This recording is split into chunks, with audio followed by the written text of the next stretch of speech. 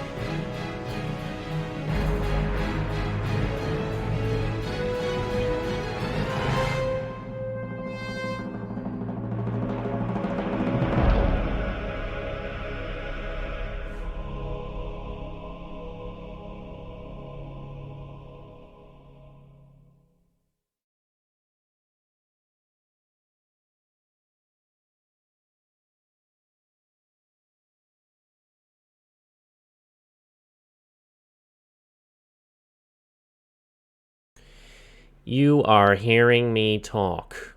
And that's a bit loud, so I'm going to jack that down a little bit, and then I'm going to bring our mate Brendon in, who you can't hear at the moment. Oh, he's got to mute the stream. Yeah, sorry. Alright. Alright, here he comes. In just a moment. There we go. Talk for us, Brendon. What up? That's my trademark intro. Yes. No, I remember now. It definitely is. Yeah, it sounds like you're coming through okay. It sounds like I'm coming through okay. Obviously, anybody in the chat, let us know. Reese says, Dave! Oh, yeah. No, that's the tweet I got up. I was like, there's no Dave on the stream. Yeah, currently in the stream, I got a tweet up in the little supplementary material window, as I like to call it. It rolls off the tongue. A tweet that relates to something that came up last week. Dave, of course, who has been in our chat before, most recently during Crash Bash, says, if your action-adventure game doesn't have a level where you are moving through and on top of the carriages of a moving train, then you may as well chuck it in the bin. I think we as a show can just agree with that statement full stop, right? I agree. Yeah. You need it. Like, what are you doing if not that? You should junk everything else you've done. If that is not among it. Oh man, it's not an action-adventure game, but Beyond Two Souls has a very funny train fighting on top of a train sequence. I was not aware of that. I may have seen it once, but Killzone 2 has a train level, according to Reese, so bear that a game I personally love, but I don't remember anything from the campaign. Right. I, of course, never played it because I never had a PS3, so... Someone in high school gave it to me in my art class, which was nice. Oh, wow! What a cool person. He was like, yeah, he lent it to me. He was like, you might like this game when I had just gotten a PS3, and he's like, I don't really like it. You can just have it if you want. So that was cool. That's cool. I love getting decent games. I think my oldest brother got given our copy of Final Fantasy VIII by one of his mates. I think that's how it came into our lives at all. All for discs. It felt sacred. I think also we had played a PC demo of it. I think that's why we knew about it. And the friend was just like, oh yeah, I've got it. Oh, I don't play it anymore. Oh, here you go. And I've still got it in like a tub in my closet. So. Yeah, I remember my friend had copies of both, and they were very sacred. But they had very good copy protection, apparently, because even my PS1 chip could not get past would not play FF7 or 8. They were the only games that didn't work. Oof. So there you go. Wow. When you say chip, is that a form of special cable? Like, I'm just making that assumption. Yeah. I just dropped the pretense. Cool. All right, just didn't want to get away from me. What you were talking about. The other thing, you were gonna Nuzlocke today, but you did something cool. You went bouldering. You've mentioned that on the stream before. You go bouldering, hey? Yeah, well, I went bouldering and then I went shopping at the grocery shops. Immediately after, and I just got super tired and I crashed. Like I would be tired too. I've never bouldered in my life, for one thing, and no, that's cool. It's great going in the middle of the day when there's no one there. It's amazing. Imagine, that would be cool. All right. Well, shall we crack on with firstly, before we crack on with anything at all, I'd just like to acknowledge that we are streaming today from the lands of the Gadigal and Camaragal peoples of the Eora Nation, and hence pay my respects to their elders past, present, and emerging.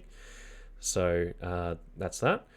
And normally, when it comes to Jak and Daxter, with our Jak 2 streams, typically we start off just trying to recap. I sort of probe you as to what happened last week, seeing what you remember or what you don't. This time I'd like to have a little bit of fun with it. I'd like to present it to everybody in the form of some Shagadelic trivia, and not just Shagadelic trivia, but Shagadelic trivia with a bit of Austin Powers music underneath. By which I mean the theme song to the Austin Powers pinball game, because of course the Austin Powers theme is a licensed song by Quincy Jones. And when I was rewatching the movies, I was thinking to myself, man, Mike Myers owes Quincy Jones such a debt for coming up with the song that became indelibly tied to Austin Powers. And then Quincy Jones is in the opening sequence of Goldmember. And he's like, ladies and gentlemen, and I thought that was so sweet. I might have mentioned that on the stream before, but I still really like it. No, It's like, yeah, you definitely didn't. No. okay, well, it's my single favorite bit of Goldmember, which is an okay movie, but I just thought that was so cool. Just he didn't have to do that, but he did. I brought this up. I watched Goldmember recently. Oh, really? Mm. Yeah. Yeah. Maybe like 2 years ago, I think, recently. Oh, okay. So. They really did the second half of that movie on the fly, hey? Or it feels that way. Yeah, it's just not. You mentioned last week the twist that they have towards the end, and boy, I mean, it's an idea. Anyway, here's my first question to you, Brendon. In the opening sequence, Jak gets plonked into the desert, and our new villain, Count Vega, as his name goes. Should I play some music? If you want. You've got the link to the music. I'm not screen sharing with you currently, so yeah, feel free to put that underneath if you like. But yeah, so the bald guy in the opening cutscene, who's more like the antagonist for the time being at least, he says to us, "May the blank have mercy on you." What is the line that he actually says? What goes in the blank? Precursors. Yes, that's exactly what he says. I figured that might have tripped you up because, he's like, "May the desert have mercy on you. May the metalheads have mercy on you." But that's cool. That sticks in your brain. That actually stuck out to me because I was thinking, when did we establish that the precursors were like deities? I thought they were just a literal precursor race, not something that would be able to grant mercy to Jak in this situation. Yeah, he's very much, as you'll see as the game goes on, like him and the monks too, and like everyone, like just sort of just substitute precursors for God. That's more or less their relationship. Yeah, they really ramped that up in this particular game. Next question though, how many separate flashbacks occurred in that intro? Because there were a few, and you were like, "Is this in media res? What are we doing here?" So how many different flashbacks did we see? I have no idea. I'm just going to say 3 because, yeah. That is absolutely correct. Do you remember what happened in those? I just remember getting dumped out in the... Wait, okay. I just remember there's a lady who's bald, or possibly a lady. I don't know what gender You're thinking they of are. Seem the monk, who canonically is male. Yeah. I like to think they're non-binary because it's like male but voiced by a female. Well, there you go. I'll just hold on to that personally. But yeah, they seemed to know something. Okay. But that's... That wasn't in the intro. No. It's just, you're going on a bit of a tangent there. But okay, if you don't... Okay, back to the intro. Yeah. We got kicked out of the city. Didn't find out why. Oh, we got taken in by these Mad Max dudes. Yeah, we absolutely did. Yeah, that was in the intro. When the game started, was like we had to prove our strength or something. Yeah, more or less. But as regarding the flashbacks, they kind of do explain why we got kicked out. So there's a Grand Council, which we never have heard about before, but a Grand Council, and they're really powerful. Oh, and the metalheads are still around. Well, yeah, that's definitely true. We did learn that. We didn't stop them last time, unfortunately. No, but we destroyed core. It didn't matter. The strongest one survived. Very much like the Borg, I suppose. You know, in Star Trek, you wipe out a whole alien race, but like this little outpost, or like how the Avengers are always cleaning up Hydra outposts that just stick around in in every subsequent adventure. Or the what are they called? The dudes in Mass Effect. Grunt and Rex of that race. Oh, yeah. Krogan. Oh yeah. No, cool. Yeah, I mean it's a trope of in science fiction, I guess. There's also, they use that trope twice in Mass Effect, by the way. There's 2 races that have that. We need to make them extinct because they'll keep growing at a massive rate. Yeah. Anyway. Yeah. I'm not talking about Mass Effect for any particular reason. No, not at all. Yeah. It's not been in the news or anything. Yeah. And I'm not considering doing a Let's Play of it. No, you're not doing that either. So yeah, there was a flashback in which we learnt the metalhead's still around. There was a flashback in which the middle tower, the Elita Battle Angel Tower in Haven City, just came crumbling down, which is pretty epic. I think we'd agree. And the third one. Here's Alan, by the way. Yeah, hello, Alan. Does Alan like to bite cables as much as Alice? Nah. He's a good boy. Yeah, that's good. And the third one. Oh, I'm having trouble remembering myself. I'm on the spot here now. Oh. No, I'll remember in a tick. Yeah, anyway, let's move on. So, you mentioned the monks earlier. Seam is his name, and his mates. What name did Daxter give himself when talking to them?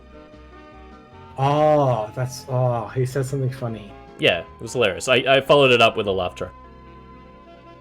I don't remember what it was. It's like 2 words. First one is orange.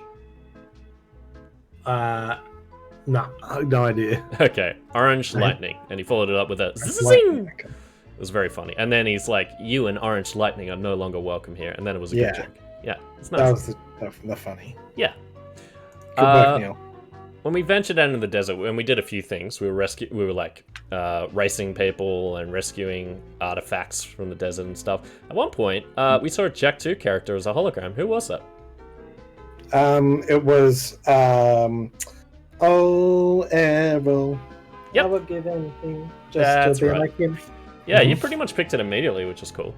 And the game's still kind of furtive about it. It's sort of giving us space to, like, if we didn't recognize him immediately, then it could still lead us on. But if you do, then that's cool. It's like kind of winked, basically. I wasn't sure if it was a wink or if it... They didn't explicitly name him, but they did say, "Oh gosh, he's familiar," you know. So Palpatine was behind it all. 100%. Yes, and the next question is, how many cars did we unlock? Cars? Yeah, cars. Cars with tires. One? No, we had more than the one. I don't know. Well, we had the one with the bouncy antenna physics, which is we it used 4? to race in. Sorry? Is it 4? No, it's 3. Nah. We had the one with the bouncy antenna, 5. which we used to race Kleiver. We had the one with the 2 guns and the spiky tires. You remember how, like, we're talking about how the textures of the tires changes when they're moving? Yeah, so that was that one. And at the very end, and it's fair enough if you didn't remember this, but at the very end, we got the single best car in the game, which is the Dune Hopper. It looks cool, it bounces really high, and it's got really big. a rocket launcher. Yeah, it's huge. So it's like, there's nothing else really that's worth using as that one. So, look forward to that. And how many gun mods did we unlock? Like, how many individual... Because we've, of course, got a morph gun. 2, right? Well, the thing is, we got the morph gun, right? And the way it works is that you tap a different direction of the butt of the D-pad, and it creates the gun that you want. So we got the gun and then one different variant, I think? Or maybe we got 2. We got 4. I don't know if you remember. Like, we got 4. Yeah. So we got the shotgun, like in the last game. We got the blaster, like in the last game. We got the wave concussor, which shoots out a little red ring below us. That's like attacks everything in all sides. Do you remember us getting that? He like shoots it at the ground and it goes. Oh yeah, I remember that. I remember the effect. I don't remember the forward though. Yeah, and then the beam reflexor is like the rifle, but the bullets bounce off the wall. Yeah, I remember that. Yeah, it's like Hanzo's kind of arrow. And last question for you. When we went and retrieved artifacts in the desert, there was one artifact that King Damus let us keep, and it popped up as like, "You received this item." Do you remember what that was? No. That's okay. It's a pair of armor braces, so it was like the armor of Mars. Yeah. Supposedly what Ma wore in the battle against the Metalheads. How they know that? How Jak was lucky enough to find him? It's not really addressed. But anyway, we got a bit of extra health as a result of that, so that's cool. Yeah, I remember that now. This concludes the Austin Powers theme trivia. And the music's gone. But before we start, do you have anything else that you remember from last time? Nah, that quiz helped me remember a lot of stuff. So yeah, cool. Is there anything you want to see this time that you didn't see much of last time? Kira. You like Kira, do you? I mean, she's a manic pixie dream girl. I'm kind of obliged to at this point. Okay. Yeah. It's not my choice. Yeah, and that's like the number one character you want to see come back.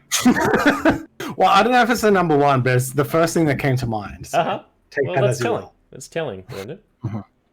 Some of the guns like the beam reflector feel like straight upgrades. Like, why would you use a base yellow gun once you have that? I think they consume more ammo. I think that's the give and take.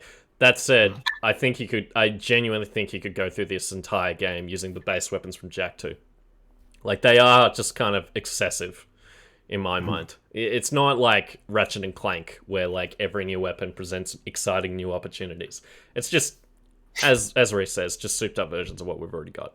Exciting new opportunities to kick ass. I was going to say but that's alright.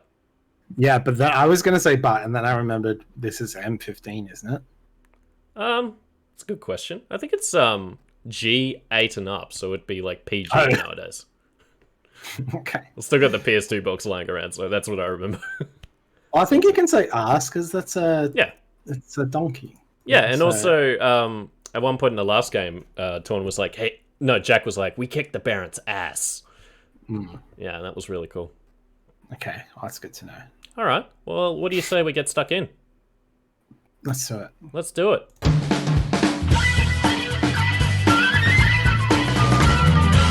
Oh, I need to turn this music off. It's all good. All right. So, first thing we're going to do tonight is get in this Dune Hopper, which they've very helpfully put a little spotlight on. And as it's telling us, we hold O1 and then release it. Do a real big jump like that. It's very silly, but it's good. As I said, single best vehicle in the game. Reminds me of the Mako jump from Mass Effect 1. Oh yeah. Yeah, see, like I played a lot. Nowhere near as powerful. No. It's very bouncy by comparison, yeah. The Mako truck I don't recall being quite so elastic, you know? Yeah, it's interesting that every time we've gone for a big jump, it seems like the car isn't weighted to land on, like, flat. No, not really. Like, but there's an inherent design flaw in the car. That's what I'm trying to say. Yeah.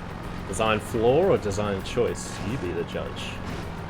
Well, Neil I mean... Druckmann, 2000 I mean, this looks... The car is all suspension and no chassis. But that being said, I don't think even that sort of suspension can take the impact of the big jump that he made and just landed on the front two wheels. Yeah. God damn it, Neil Druckmann. Your physics are off. How dare you? It's your fault. You're in the credits. I know he's a programmer. Yeah, I think he was a programmer. I think that's... Oh, really? How he started. I think that's what he's credited. Or, like, what he said he did. Because, I mean, like, when you look at the credits in this game, it just lists all the names. It doesn't give job titles. So it doesn't say exactly what he did. Very valid. I bet you this is what he did. He made jump physics. We're on the case. For the car. And you're seeing why we needed to take this car, right? Because there's no way we could do these jumps with any other vehicle, like jumping around on these islands.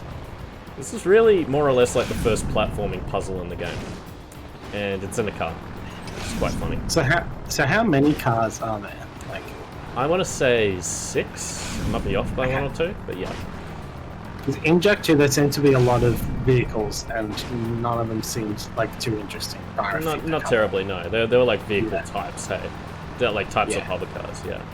But in this one, they've got names and like attributes, and yeah, they're useful. But as I said, we're getting closer and closer to Jak X racing. We really are. We really are. You just want to see me stream that, don't you? Yeah. I won't get to that straight away, but I think I might at some point.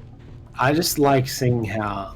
I mean, at this point, they established the racing already in this universe, but they only did that because GTA. So, like, they like, really went hard on it. You know, for some reason. I don't know. Anyway. This looks like some precursor stuff. Yep.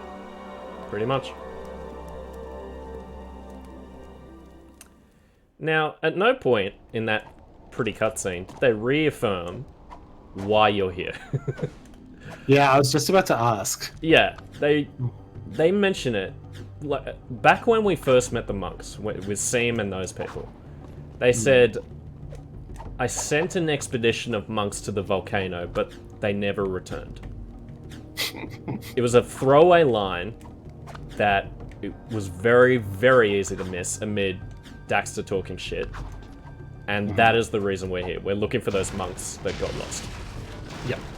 That's it. Again, like, and this is going to be a recurring trend. It's just like situations like this where it's like, oh, you know, this is cool. I'm enjoying playing this, but like narratively, I have no idea why we're here. It's just odd. I reckon I'm going to mention that thing that I mentioned in the last 2 streams every time, which is that. Oh wait, is this the second time we've done this or the first? This is the second one, right? Second Jak 3. Jak 3. Yes. Yeah. I'm going to keep mentioning this. Amy Hennig said that the biggest difficulty that they had was writing a narrative around the game developers who are already making levels and designing levels, and they had to make the story fit around the pacing of that. Yeah. So you can see how someone went, now we need to go to this place, and they had no justification for it, and they were like, fuck, you need to fit some line early on. Yeah, those are the first 3 lozenges of the LP. Yes. I think so. It's also interesting that all these, like, they look like plague mask elephant dudes, all those masks. Now we can't see them anymore, but the ones that were on the wall. Oh, right, yeah. That is like a design that they've kept from the first game. Yeah, they have. You're right. And that's a thing where you, like, I can't imagine that they just, like, from the outset that they were like, this is what the precursor race looks like. It's just some design that looked weird. Yeah, and they did it in concept drawings, yeah. and they just ran with it. Yeah. Oh, cool! A new vehicle. Said they lost an expedition of monks on the volcano. I bet they built these gliders to reach the top. There you go. Now we've readdressed it. The operative word. If they vanished, don't you think that was a sign? Hello? Yeah, but you've got me. All we have to do is hit those accelerator rings, and we're golden. Oh no! See any feathers here? We're Looks like gold. feather to me. Mini games. No fly the axle. There's no way you're gonna get me on some precursor monk crap. Absolutely zippo chance. Forget it. Finito. Fat chance. Not gonna happen. Nope. Nuh-uh. I like Italian Dexter. Yeah! Oh, I got him. Got him. Got him. Time for another minigame, baby. I gotta shoot rings and I gotta fly through the others. This will never happen again in the game. Oh, good. Yeah. I love that. Those are my favorite minigames. I know, right? This game is just minigames the game, really. It's the WarioWare of PS2 platformers. I was just about to say, what's the best minigame in a video game of all time? Oh, no, the that's answer a is bigger obvious discussion. because we've been talking, you and I have been talking about it because it's Triple Triad. Ah, yeah. See, like, I'm approaching, like, I only just started my new playthrough of Final Fantasy VIII. And, so... I'm right at the stage where I'm about to, like, get my head around Triple Triad. And I understand it to be a pretty straightforward game. But the thing that has wigged me out so far is the way rules operate. So you got, like... Yeah. Rules for how the game is played, for one thing, like, which is cool. It's like games in real life, you know. It's certain people have different ways of playing gin rummy or card games and stuff. Like that makes sense. That's how games operate in our world. Uno, exactly. Uno's a big one. Uno's a big one. But also they've got rules as far as like how trades go. So like when you win the game, what cards do you win off the other person? And then, like, I learned that FF8 has a system for how rules spread in different regions of the map. And it's like, understanding and gaming all that seems like the real challenge. Yeah. Not something I would have gotten my head around at age 10 when I last actually gave FF8 a go. I've never bothered to game it, but you can. Like, I just go with the flow because I find that more fun. Yeah. But you can do it so you can just drain people of all their cards very quickly. And Reese brings up the Hostess Club in Yakuza 0. Oh. So good. Wow. So good. I've played music from it on the stream before. I mean, the theme song for it. Yeah, right. Oh, Yakuza 0 is on my eternal play one day list. I will get to it, but holy crap. It seems like a big game, and then there's like 6 more like it, so... It's just like... There's a lot of really long cutscenes. That's what you have to contend with. Sure. And and while you're watching a J drama, I guess. Also, Bianca points out they're very much like Spyro flying levels. That was my first thought as well. Yeah, it's a little like that, Well, now we can't go back. but without any item capturing. Right behind you, partner. Far behind you. At least they can like cut gonna and edit boost the jokes sound a good. The timing of the jokes are all good. And the timing of my studio audience as well. I think that's pretty good. I'm just boosting the audio. If that's too loud for people, do let me know. As always. Alright. So off we hop. We're at the volcano proper now. And we just gotta go investigate. So this is us just platforming, baby. This looks very Jak 1. Oh yeah.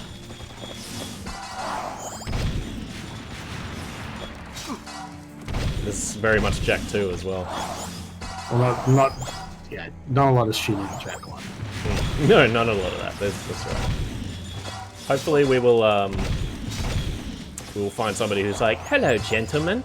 Oh, I lost all my little drones in the valley. Can you pick them all up? I'll give you a power cell. Boo woo. You know. Yeah. Hopefully we'll get stuff like that. Love that energy.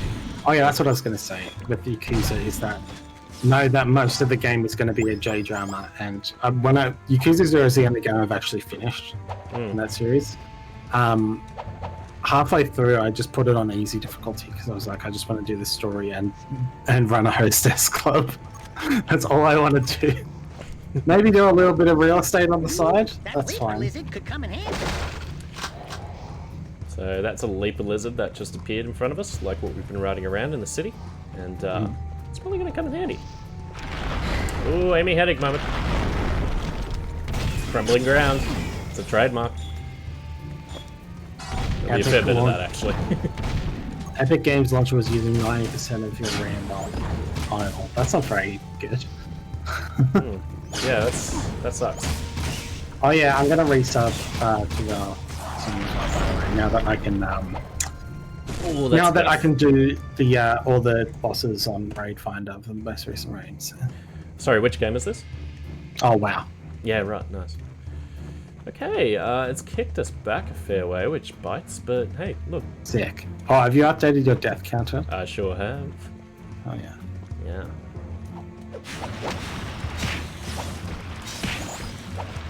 Alright.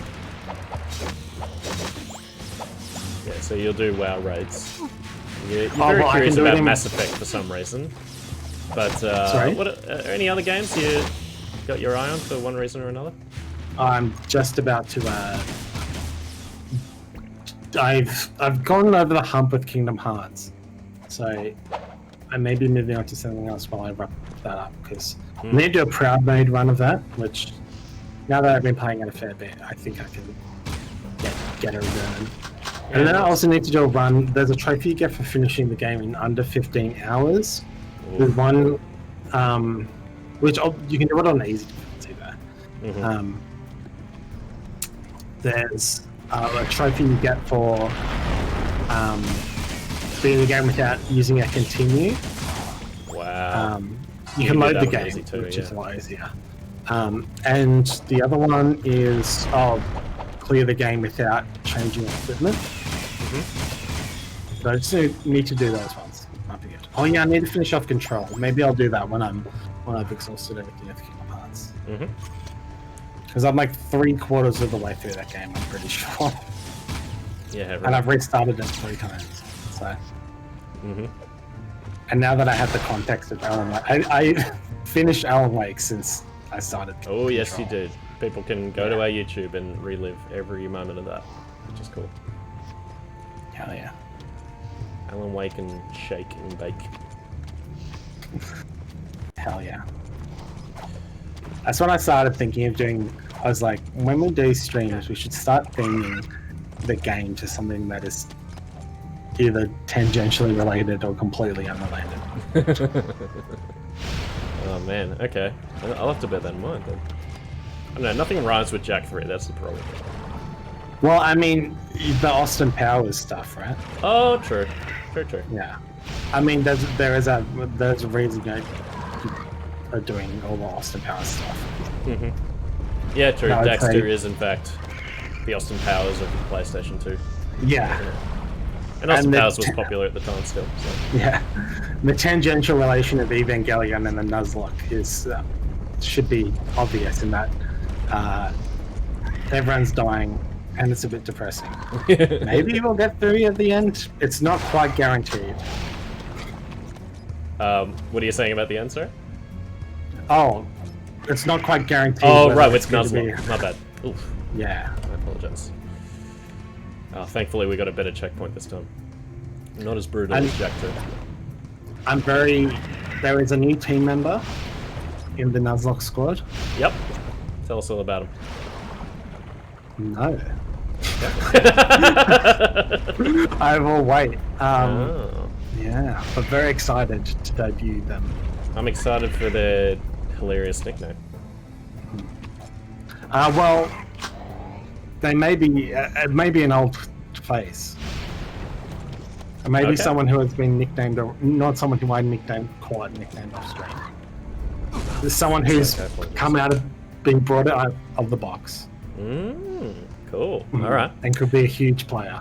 Reese asks, which game is the mask of character platformers? And I mean, it's Gex, right? Bubsy. Oh. Oh. Okay. No, wait, the mask is okay. Wait, the mask is kind of good. I remember it being Yeah, so we're talking about the movie The Mask. Yeah. Which is really So like a not Gex, Jim not Carrey Bubsy. vehicle. Like it's something in which the star may shine. Everything is revolved around like making Jim Carrey look good. And you know, like Gex has a celebrity voice actor, Dana Gould, I believe their name is. So I feel like that's more accurate. Whereas like we just don't know who voices Bubsy, or at least it's not in the public consciousness, you know, Yeah. in the same way. I hope it's Dana Gould. It's like some kind of SNL level celebrity like that from that era. Let me look it Yeah. up. Oh, it's Crash Bandicoot, says Reese? Oh, well, yeah, if we're judging it based on which platformer character makes the wackiest faces. But like, I would argue that's from like an animation tradition, you know? Especially with Crash 4. Crash 4 is like, clearly that studio is stocked with people who are like, who made their craft in actual drawn animation. You know, it's much better for it. What are you saying? Gex has been voiced by 3 different voice actors. Yeah, but like, we're Dana talking about the Gould. American version. Yeah, Dana Gould. Dana Gould. Cool. Because, yeah, he's had multiple voice actors in the British version. Which So is, it's Dana Gould in the PAL version, European and Australian game versions. Dana Gould in the original game, Leslie Phillips in the second game, and Danny John Jules in the third game. I only know Dana Gould. In the North American version, it's Dana Gould in all 3 versions. Okay. I would invite you to watch this next cutscene. Are you watching? Yep. Yeah, cool. I'm accepting the I'll be invite. back. Hello, Christopher Zox. Thanks for joining. We are Daxter again, baby. Oh my meow. It's the Ross pest fanboy. controller himself. There we go. I just did an Austin Powers. I went to do Austin Powers and I did a Woolaloo instead. Don't we all? Don't we have this moment throughout I mean, life? that's fine. Crash is meeting Jim Carrey is very much not me. Maybe like Banjo. I'm gonna say Banjo. Who's Banjo? Oh yeah, like the Jim Carrey of. Yeah. I would I mean, say if it Conker. forced in my hand, I would say Conker. Conker from Conker's Bad Fur Day. He's naughty, you know. Yeah, the mask He is doesn't care naughty. what anyone thinks. I mean, Ace Ventura is kind of naughty. Yep. See where he came out of that rhino's butt? Gross. No one has expected that, but No it sure one. happened. That did put me in stitches as a child. Ooh, I'm sorry. We're into double digits on the death counter. Let me just readjust it so it's not horribly off center. Oh, yeah. There we go. Cool. That deserves a Woolaloo. This is GDQ luck. $10. It's what we Save call the this. offer. Oh my god. It's precarious. Can I see Really? you? I think you could just go past those balls, no problem. Yeah. This, you just gotta wait. Because, like, even if there's Hell a little yeah. bit of liquid coming out. We're platforming, baby. Hell yeah. Don't you just Oh. love waiting for cycles?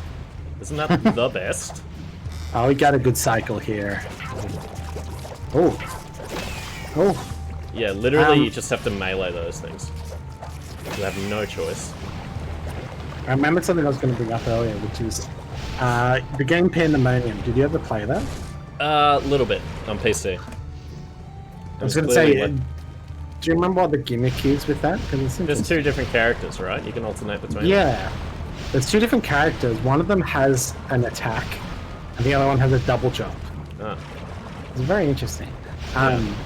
Like the one with the attack, it's like a cartwheel attack. You can attack otherwise, but you need to find the little power-up thing first. mhm. Anyway, it's an interesting way to approach a platform, I think.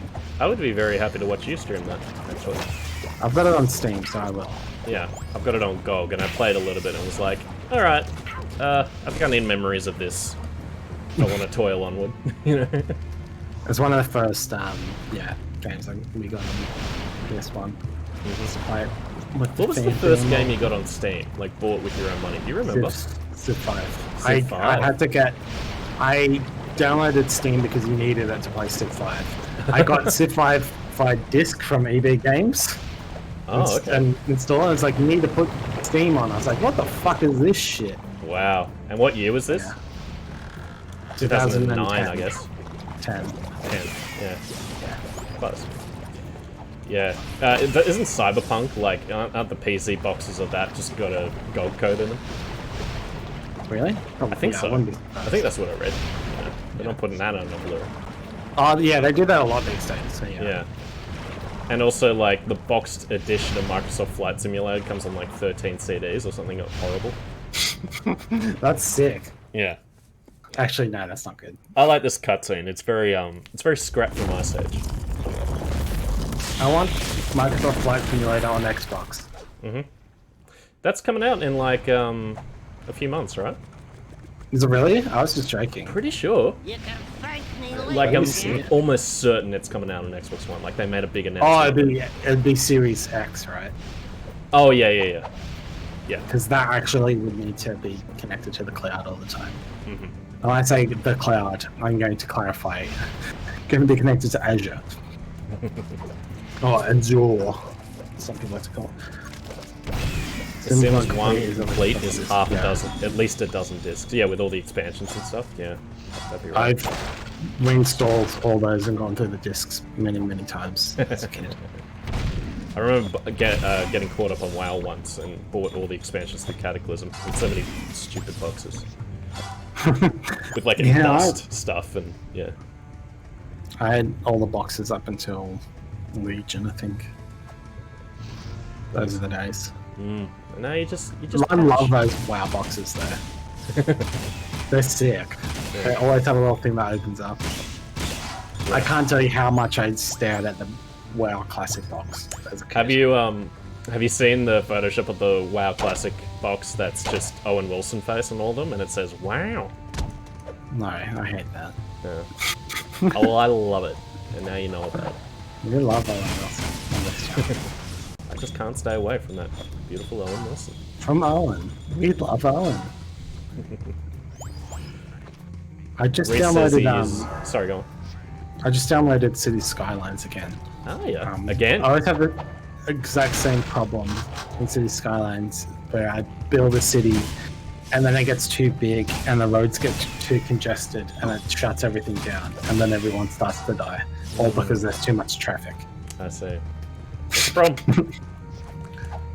I follow a guy on here called Todney Games who streams City Skylines among other things. And it seems like a cool game. Not really my thing. Like, it'd be well outside my comfort zone as far as, like, just games, really. But, no, I like that it exists and people like it. And that's my 2 cents. Christopher Zock says, I'm from Mexico and I'm surprised that you're the only ones who stream this game. I'm not surprised. Yeah, However, sorry. Everything. Yeah. but I wouldn't have it any other way. Mm-hmm. Fuck streaming popular games on Twitch. Yeah. Only PS2 games. First time I played CS, I built the sewage streams up from water plants I never went to see. Ooh. Sorry to hear. Yeah, Here we are sliding down a pipe. that's the thing that happens. Cool. Music's just gone for some reason. Oof. Oh, Let me. it's not a death. Oh, it's a death. Of course it is. Is it? Okay. Yeah. If I had to respawn, then yes. Absolutely. Yep, like that. That's a death. And you see for a minute that their health gets bottomed out as well. It flashes on the screen. And Does it? Okay. Yeah. So I I can can. see that for you. No, that's true. Yeah, my screen share to you is not always the best, unfortunately. It's holding up surprisingly well in this sequence. Mm-hmm. Good. It's when we go out in the desert and shoot shit that starts to freak out. Yeah. That's just like Mario 64 says, Reese. Yeah, I should have had the da da da da da da. I don't really know what the Dark Jak stuff looks like because the frame rate is just murdered. Oh, for really? whatever you do it. Yeah, that's true. It's true in the game I see as well. I see him start spinning and then it's like, whoa. Yeah. Um, Just imagine like a lot of shockwaves and sort of squishy body physics, and yeah, it's weird. Christopher says the truth is that this game is very cool, and they still have it on PlayStation 2 disc, which I'm Cool. sure you do as well. Do you have this? You would have this. on Sure PS2. do. I need to remember that next time I go to my parents' place, I need to bring back the DVD of the making of Jak and Daxter, which came with the original PS2 copy Oh, that I got. please, yes. I mean, it's Yeah. probably uploaded to YouTube, and we could just watch it that way. But yeah, that would be worth a stream. I would think. Just to look at the box, because it came in a separate case, which is cool. Here's another wacky cutscene.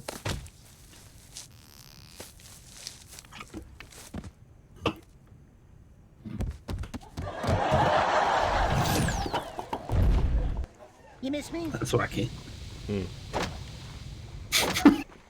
Christopher, like, you maybe don't remember the laugh track from the original version. This is a special edition we've got.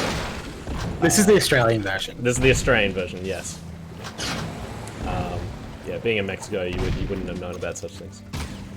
Well, something I thought was interesting was that. So I watched last night Jenny Hussen's Patreon exclusive video, which is about Percy Jackson and the Lightning Thief. I I didn't know that was just a straight rip off of Harry Potter, but I should have known. I mean, for one, directed by the same guy. I'm sure she brought that Yeah. up. Right? Yeah. Oh, okay. Sorry, just figuring out this complicated puzzle. I remember it was, I think, a friend of ours, but like, you remember Adrassen and Dr. Marinus in chat? They're, of course, IRL friends of mine and Bianca's. And I remember going with a mutual friend to the movies, and we had a choice between The Wolfman, starring Benicio del Toro, and Percy Jackson. And we chose Percy Jackson. And yeah. I would say it was humorously bad. Yeah. They may differ on that judgment. But you would Apparently, have to the main problem is that the lead actor is terrible, which is Logan Lerman, I think he's come good. You know, I think he's a good guy. Like, he makes good choices now. He's in good movies.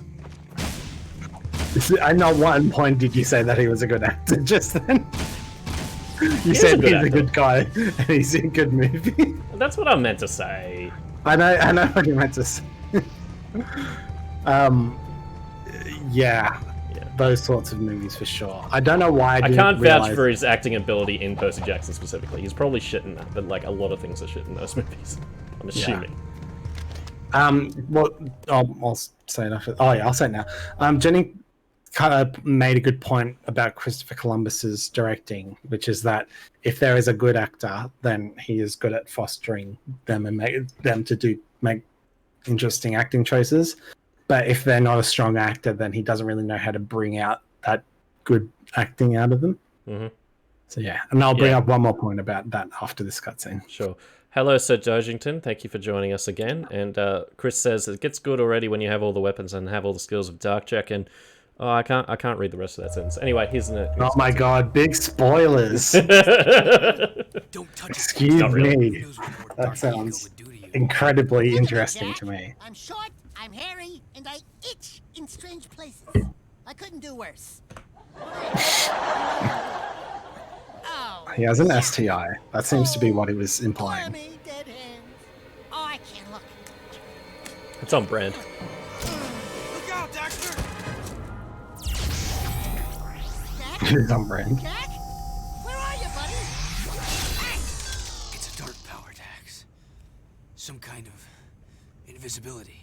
Yeah, well, What? cut it out. Yeah. If you moved that fast a long time ago, I'd still be wearing pants. You know what I really miss? Soft underpants. You know how it lifts and cradles? You and me. We're out of Smash that laugh track, please, if you haven't Absolutely smashed it. Just what a moment, huh? already. Yeah. What a moment. Power gauge is a yin yang symbol. Probably means nothing. Yeah. Mm. I remember I watched the first 10 minutes of the Maze Runner on a plane, and like the opening scene was just non-stop exposition, and I just turned it off. It's like, I don't Yeah. want to watch this. The other thing, too, the main association I make with the Maze Runner is that on the second movie, the main actor, the main actor got into a pretty bad accident and was like hospitalized for several months, and they had to go back and reshoot it later as a direct result. Like, it sounded pretty hardcore. Well, I mean, not to glorify it, but Hardcore, dude. cool, yeah, so man. Not cool. It should have been looked So- after. something Jenny Nicholson said in that video was that Australian accents are coded for being calm and relaxing. I was like, oh, I don't know. For fuck's sake, what am I doing here? If I hear a very strong Australian accent, I feel like I have to start putting my guard up. You know, the single accent that I find the most infuriating, like as far as Aussie accents in cinema go, is Pacific Rim. It's got two absolute dog shit Aussie accents. Because they're not Australian. They're not. Yeah, that's right. And Yeah. they got a bulldog with them, which is British. You know, it's like, what? Yeah. Guillermo del Toro, maybe not the creative genius we all think he is. Maybe? No. No, Kidding. don't He's say pretty that. talented. I But, love Guillermo. He's fucking great. Yeah. But yeah, what was I going to say about Guillermo? Oh yeah, Pacific Rim. When they decided to put a wall in the middle of the Sydney Harbour Bridge.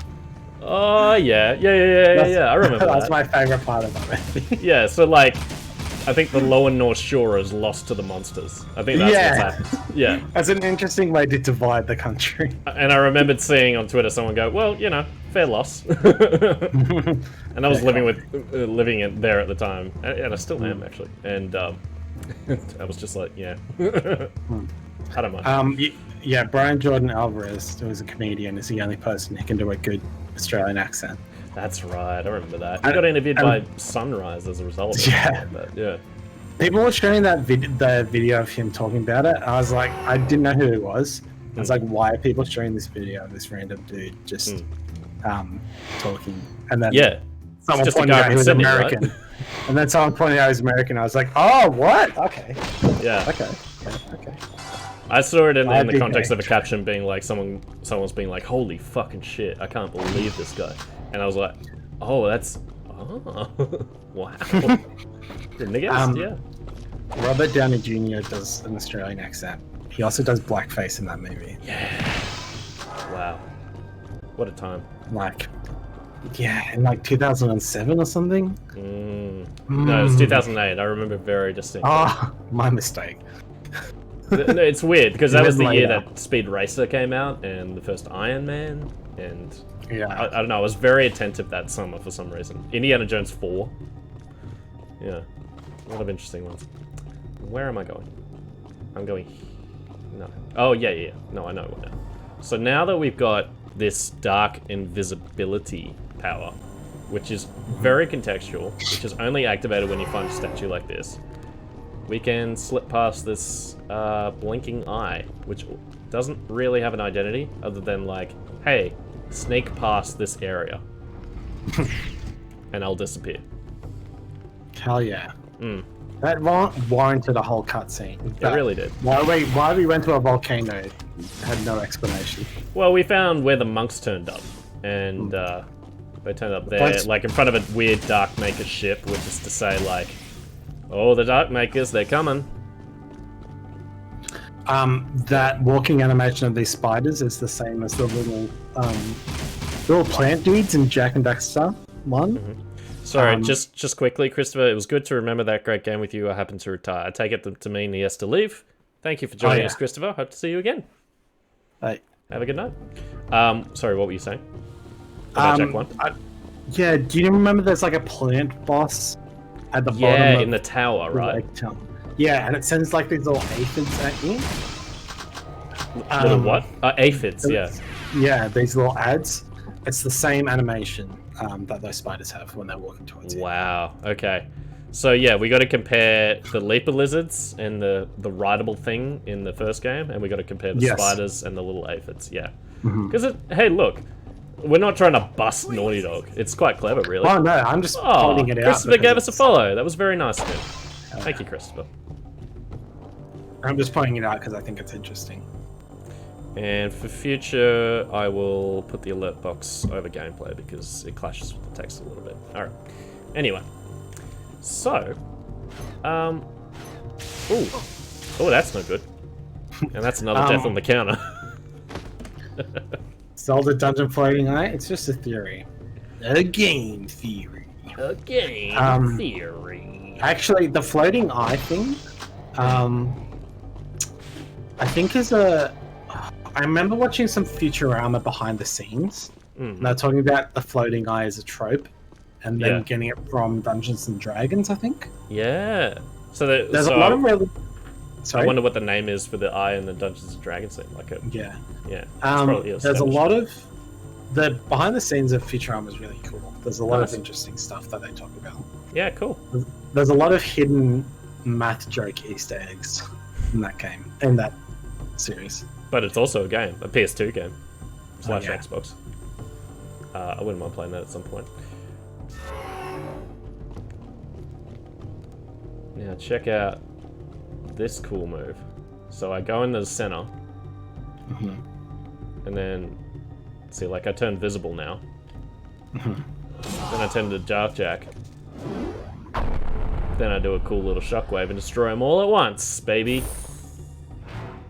And that's the puzzle. Hell yeah.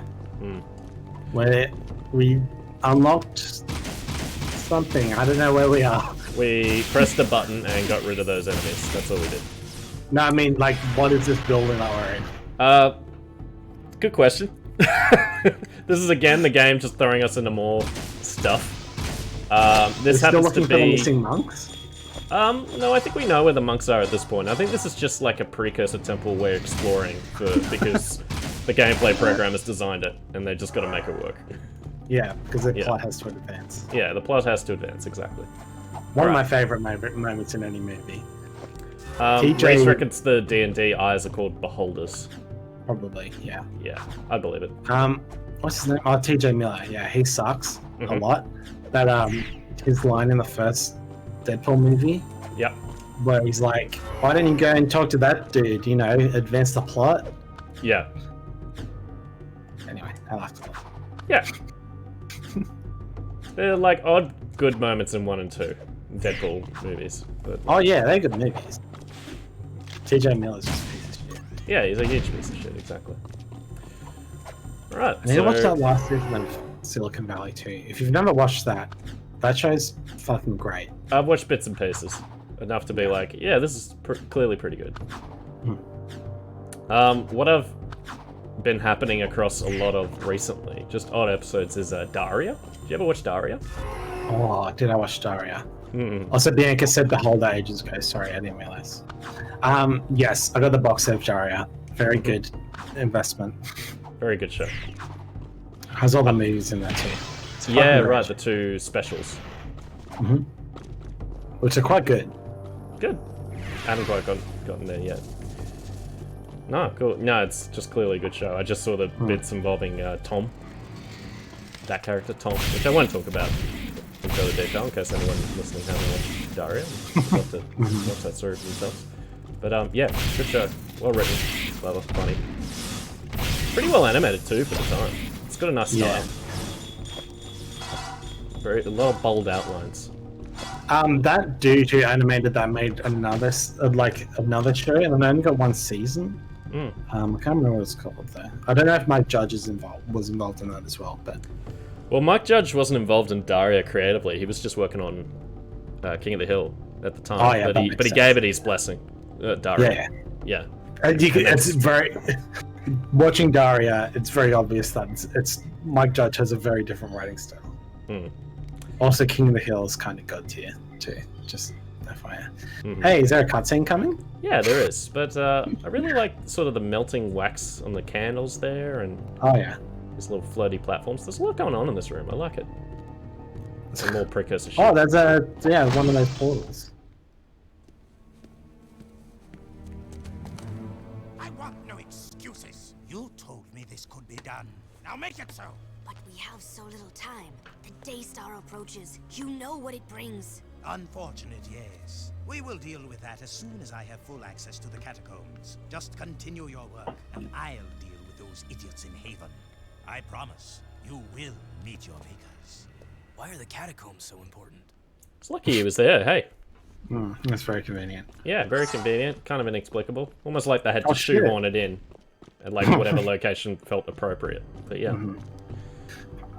Since I brought up that Amy Hennig thing, it seemed more and more obvious with it's really framing how we see this, so. Reed said as a kid he watched King of the Hill and hated it, and then watched it as a teen and loved it. That's kind of the thing, because have you seen when you watch it as a kid you expect it to be The Simpsons, and it's not The Simpsons. No, it's not. Have you seen the version of the King of the Hill intro that's just Neon Genesis? That was the inspiration for the Pokemon thing. Cool. Yeah, I was hoping so. Alright. Hey, it's one of those goober-eyed precursor thingies. Greetings, great warrior. Your return brings us great hope. This planet's future. Wait, is this where we were at the end of in the last game? The Dark Ones have No, this isn't. We haven't been here before. Yeah. Fate hangs in the balance where the past and the future collide. Nah, Do you fuck. have any idea what he just said? Language, Oh, okay? jeez. Yeah, I know. What What Who's accent that was he going racist for towards? there? Speak at the north. Anyway. Test, great one. I can handle it. I was talking to the tall one, Shorty. Look into the light and receive the power, hero. Okay, now you're scaring me. Dax, the dark eco. It feels far away. I feel better. Huh. So, Alright, well now we got Light Jak. Oh, it's not. He's not called Bright Jak. That's a shame. I'm gonna call him Bright Jak. whoop. So we got Light and Dark Jak powers now. Light Jak, that power we just got means we can heal. That's it. Oh, sick. Yeah. Fucking hell, that's gonna be useful. A little bit. I agree. So just as well we decided to go into this temple for no reason. Oh yeah, that's good. Yeah. Just for the sake of it being a temple to look at, I guess. Yeah, I was gonna bring up Bright Jak. Reference to the movie Bright. The Demi Race. Because I forgot. Oh man, do you think they'll make a Bright 2? Will they get around to it? Their lives don't matter today. No, I don't. I think Netflix is embarrassed by it. But do you imagine a future where they might like just sell the rights to somebody and they make like a crappy straight-to-video thing starring like D-list celebrities? Or would they just sit on The it? irony of Netflix making a straight-to-video movie. You know what I mean? They don't even put it on the platform. They just put it out on video. That would be so funny. that would be funny, yeah. That'd be a slight. Oh yeah, because Max Landis, right? Yeah, nah, they can't do that. Yeah. Yeah, it was his baby, wasn't it? Yeah.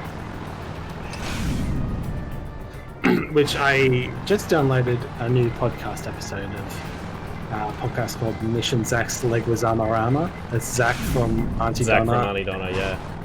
and his mate Mish Wishra. And Who was in the Auntie Donna skits, hey? yeah, she's in a bunch of sketches. Yeah, I remember it being quite funny. Oh, She's great. oh dear. But they just put out an episode on American Ultra, which I believe is a Max Landis movie that Correct. apparently sucks. The best thing Max Landis has done is Wrestling Isn't Wrestling. If you haven't watched that video, it is must watch. Oh, really? Have you watched it? No. Okay. Not interested in wrestling. Definitely don't want to watch anything Max Landis related anytime soon. If you're not interested in wrestling, this is the video for you. I prefer to rewatch Grunt the Wrestling movie, which is not really about wrestling. It's like a stupid, actually straight-to-video, made in the early 90s mockumentary about a guy trying to track down somebody called Mad Dog Joe DeCurso, who was a legend of the sport until he decapitated his opponent in a very gruesome, realistic scene. It's not realistic at all. And then he goes underground, and then there's like a World Wrestling tournament, and this documentary filmmaker's like, oh, who is Mad Dog? Where has he gone to? And this new guy called The Mask, who is actually called The Mask, is he Mad Dog but in disguise? What's going on here? And he goes and interviews a bunch of stupid characters like Dr. Tweed and the Wild Samoan, who is black, actually black. The Wild Samoans were a tag team, by the way. Oh, really? Yeah, it's probably actually them. Yeah, well, there are some real wrestlers peppered in there, as far as I can tell. That I would impress on you, actually. It's stupid, but you would respond to it, I think. Oh, yeah. Yeah. Fighting in the Age of Loneliness is really good, says Chris. I'll watch that for sure. I just linked that Wrestling Isn't Wrestling video. Okay. Ignore that it's Max Landis, because I said fucking excellent video for people who haven't watched wrestling before. So the video is... Is he talking in it? Like, what's the... Oh yeah, he's doing commentary. Yeah, I'll explain. It is... he takes Triple H, a wrestler you may have heard of. Yes. And he goes through all the main points of his Triple H's entire career. And it's all acted out, and they act out the entire thing.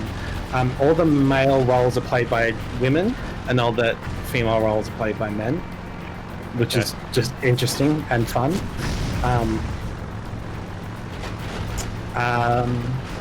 And yeah, he uses the Triple H's story of his career as a vehicle to explain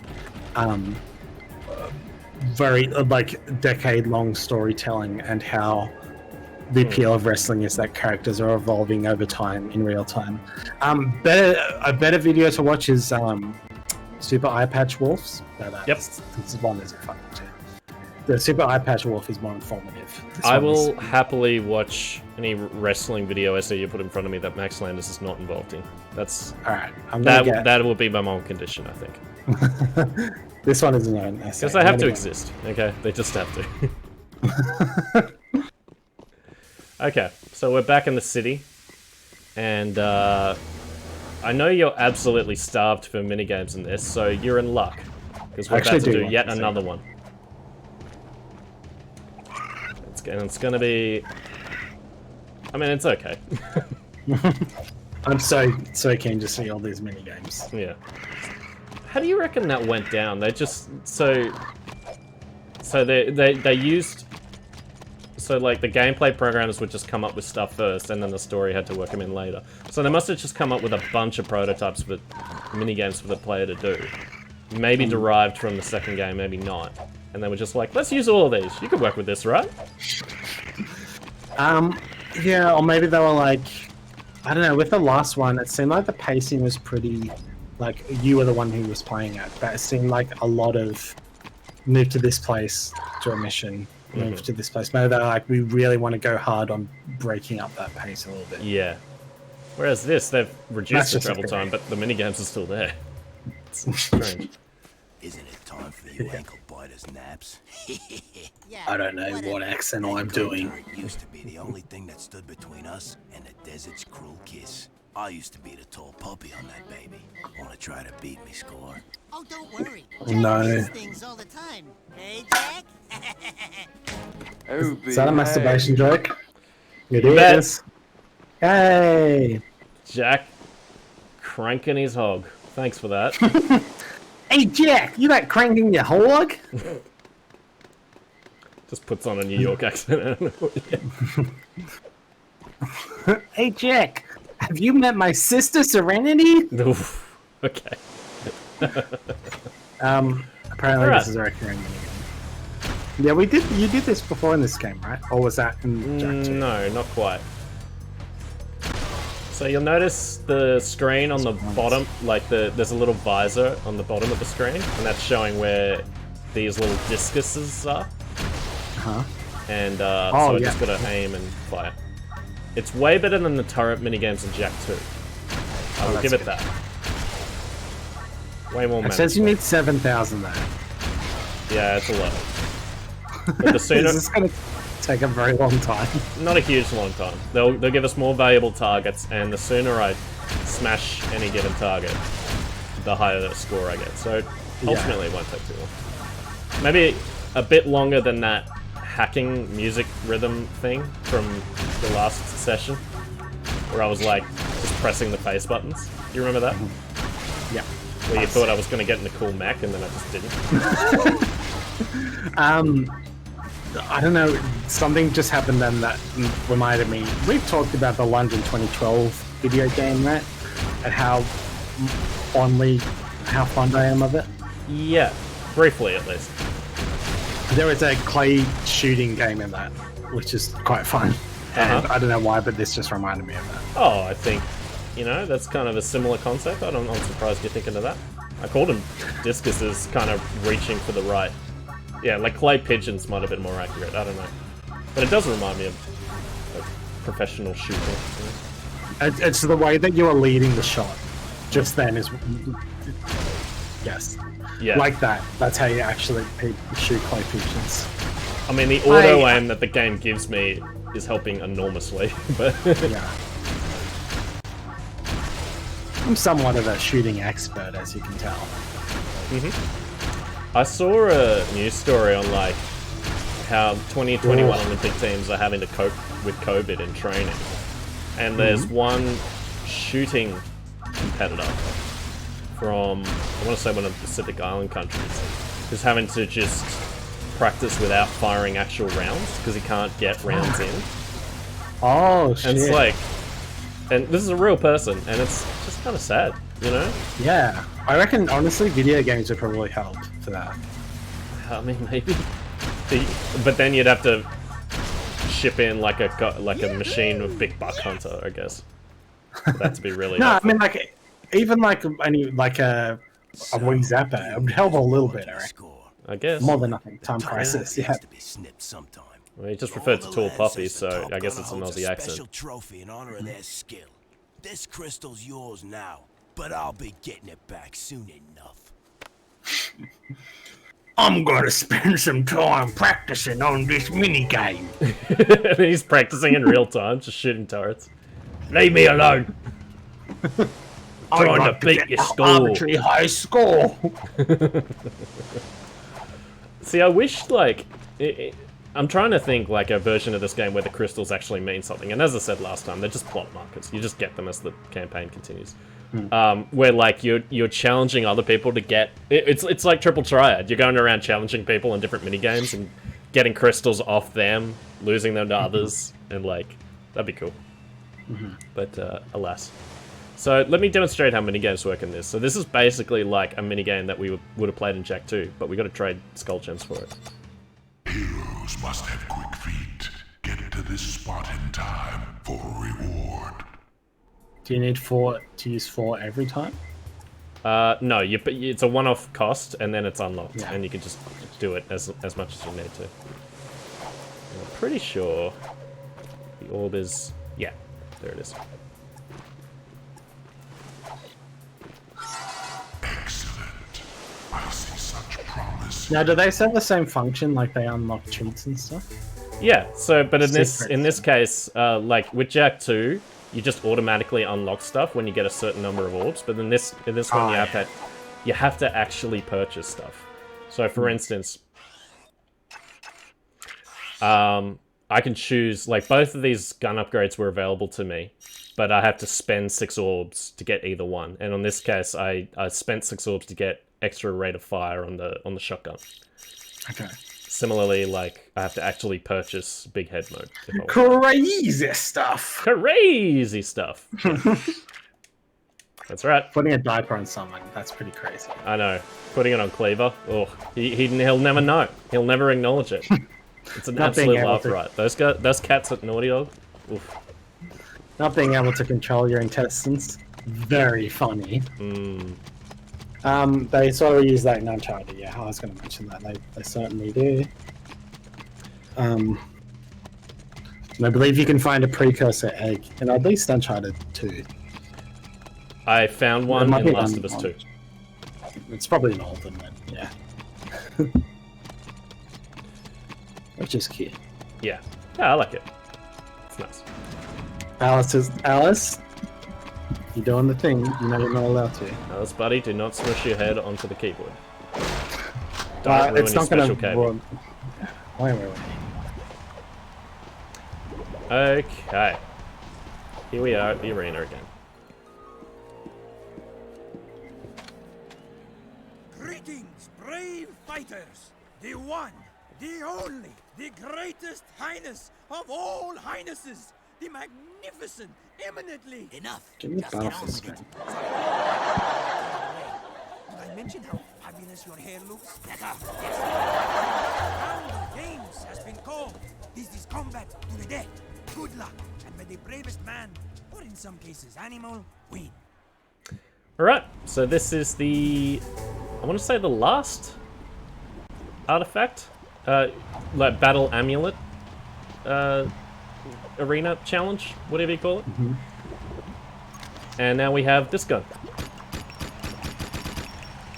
So that'll come in handy. Now, how do I get down? Here we go. I just remembered on Tuesday's stream there was a point that I started and didn't finish. And what was Kingdom that? Hearts, I said the first half, which is that Kingdom Hearts is like Dark Souls. Mm. And I really need to finish the second half. Okay, of that- go of right that, ahead. Which is that the large bosses where you have massive large models are typically a lot easier than the one-on-one fights are where it's at in terms of fun and difficulty. Oh, hang on, sorry. Me. That's right. Because there's a lot of massive bosses in Dark Souls, and it's just slashing out their legs. They fixed it a bit in Bloodborne, where they had the massive enemies also would go nuts. Yeah, righto. So, Kingdom Hearts, Dark Souls. Okay, I will lodge that away. They deserve the same amount of respect. I mean, they did. I know. You mean it much more specifically. No, Dark Souls is another one. I've more or less bounced off it, but I should give it another try. I really should. Yeah. Don't feel obliged. Anytime you see a regular dude in the boss, you get nervous? Yeah, exactly. Yeah, right. Riku? Oh yeah, good example. And Hook, really? Hook packed a punch. Oh yeah, as Reese says, play Bloodborne before you play Dark Souls. Okay. Yeah, I'll bear that in mind. I've got Bloodborne. I played a fair bit of Bloodborne, really. I think the last boss I beat was Father Gascoigne, and I know that's early in the game, but like I spent a lot of hours getting up to that point, so... Yeah. That's the second boss, it's the first mandatory boss. It's also an extremely steep cliff face in terms of difficulty. Oh, who's this? God. Jak? Sig. Dexter? Yeah, he's back. Didn't he die? Sorry, He got Didn't he eaten. get crushed by Core? He got eaten, Whoa, come on, Sig. I'm not and now he's fine. don't, he'll kill us both. Canonically, he got shut out the other end. Nothing personal. Oh, okay. I assume. Blasphemy! One must destroy the other. But if you can beat Gascoigne, you can beat the game. Cool. I just know I'm gonna regret this. Seize them! We not happy. How dare you two defile the purity of the arena? Sig, your time in Haven City has poisoned you. And you, newcomer, you deserve no mercy. I should toss you both into the jaws of the desert.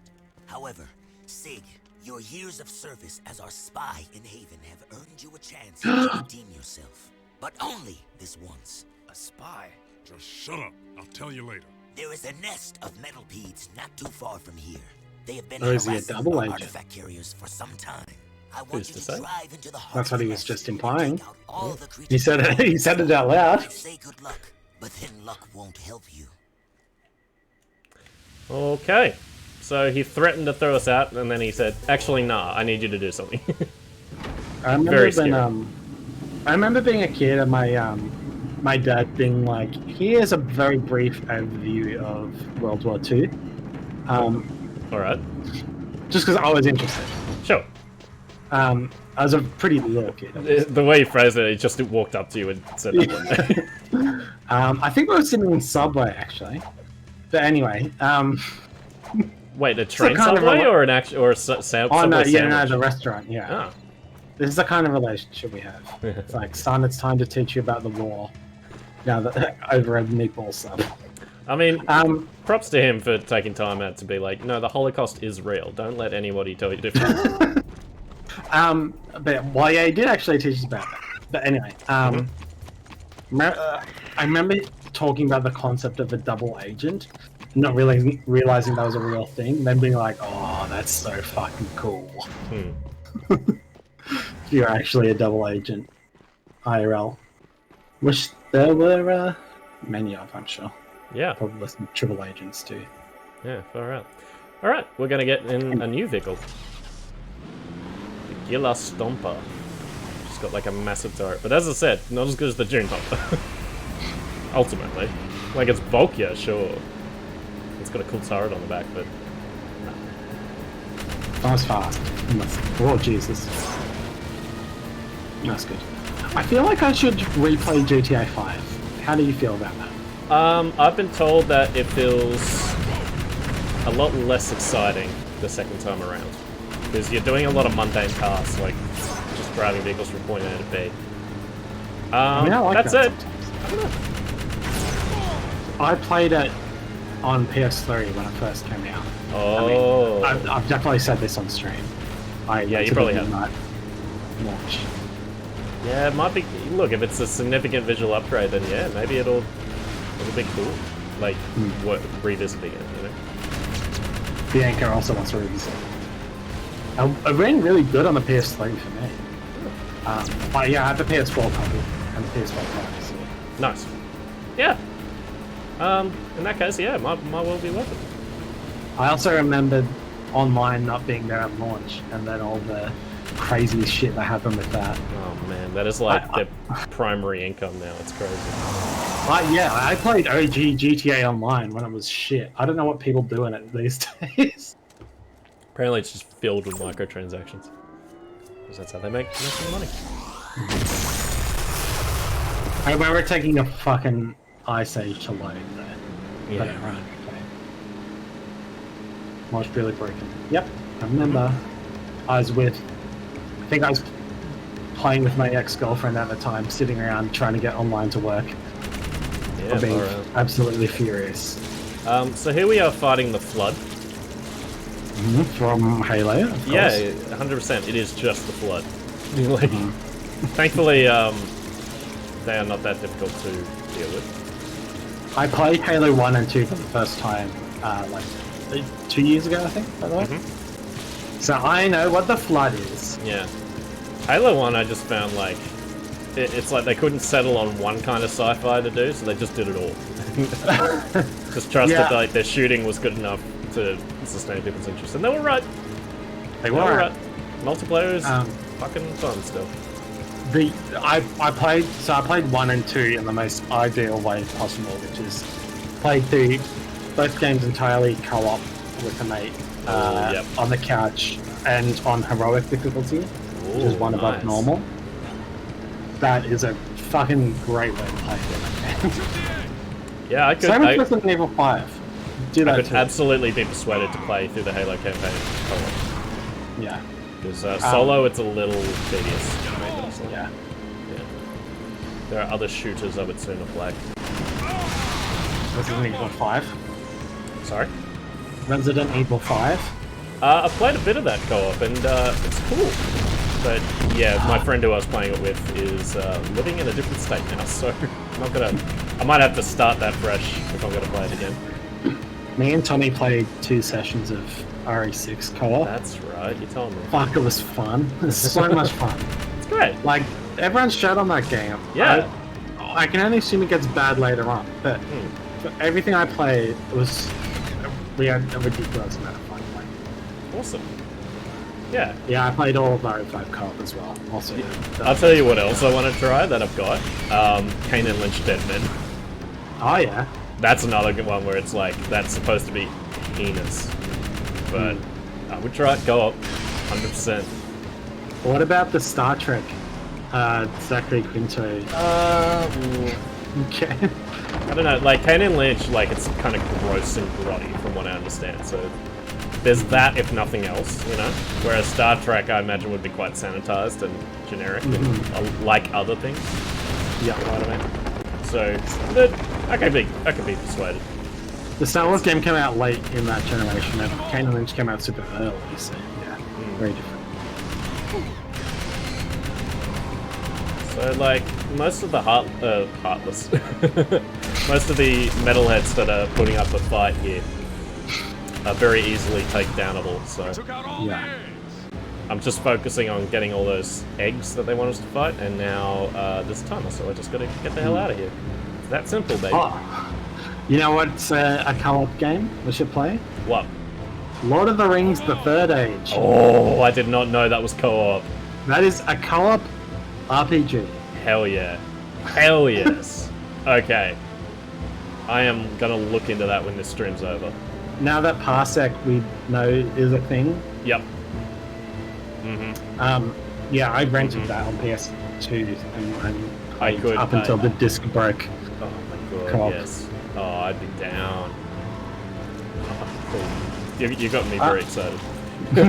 So the way that works, I'm pretty sure there's only one person.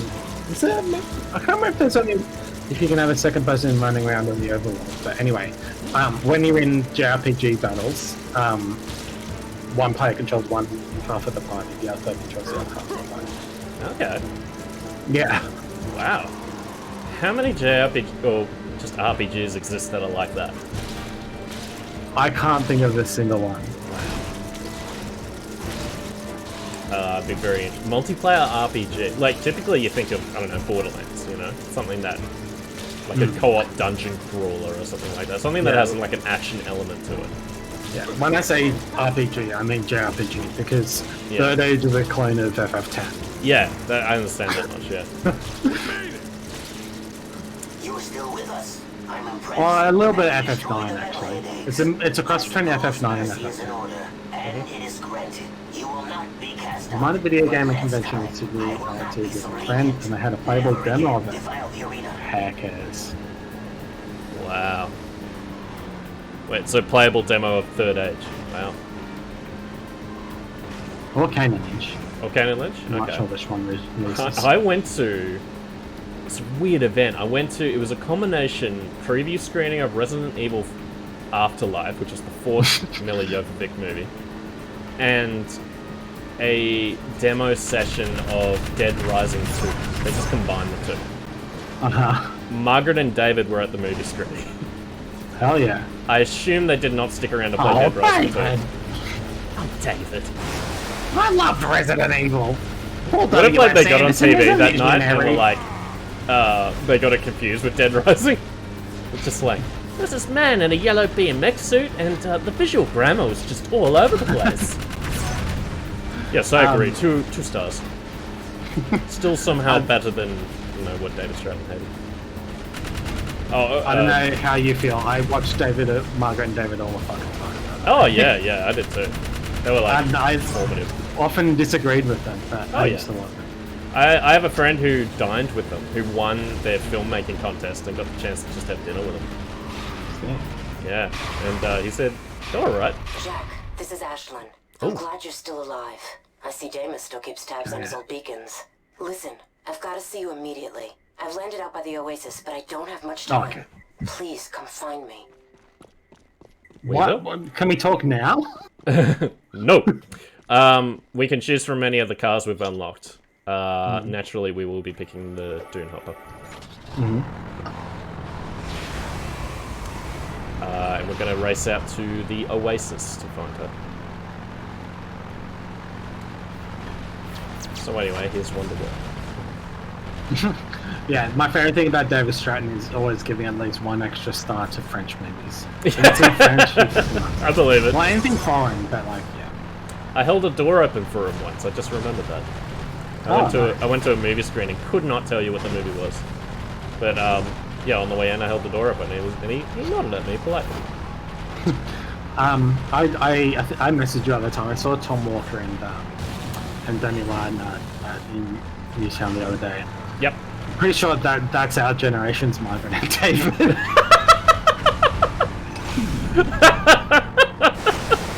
I would pay good money for their movie review show, like where they're paid to be film critics. That was pretty sick. Just them on the same Margaret and David set. Oh yes. Can you imagine? No, I constantly see this clip of Demi Lovato every few months that pops up in the cringe subreddit, and I watch it I watch it every time it pops up because I think it's funny. Yeah. And all the comments say I actually think this is funny. Yeah. So I don't know why it keeps getting posted into there. It's crazy. The clip that made me realize how funny she is Dad's Google history. It is, yeah, that's the clip I'm talking about. Oh, but that's fucking amazing. What? Exactly. Reddit sucks. Straight up. People don't have taste. Nothing of value. No one understands good taste. Anyway, let's get back to Jak 3. Yeah. Hey, Ashley. Hello. She's looking like Christina Aguilera in the Dirty film clip. And the reason I bring that up is because a wrestler came out to the ring dressed like that. No, in my mind, she is just softly singing "Beautiful" to herself. Perhaps while looking in the reflection of that pool. Yeah. You may be the daughter of a tyrant, but you're still beautiful in every single way. Yeah. Words so can't bring hot. you down. No, don't be evil. You're so hot. Ha ha ha. Hey, baby. You thought you dumped me, huh? Oh, I knew you'd Oh, be back for some behave. more orange lovin'. Get a good look. this is sexual harassment. I put out an "Oh behave" for that one. Jak, it's good to see you. He should behave, really. You left us in the desert. Oh, now he's Cause the smart witches ass. ain't listening. We out, Jak. That beacon you gave me. Thanks. I knew Thanks. he'd find you. He doesn't miss much in his desert. How do you know him? It doesn't matter now. Jak, I guess it doesn't matter at all, come back to the if she city. said so. We're losing Who the does she fight. know, sorry? Vigor's Damus. drunk on power and he's taking Okay. command. He doesn't understand what he's up against. I need you. Look out!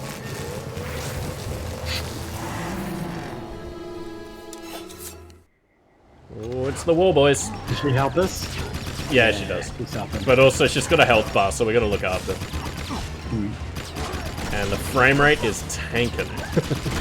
Sexual harassment.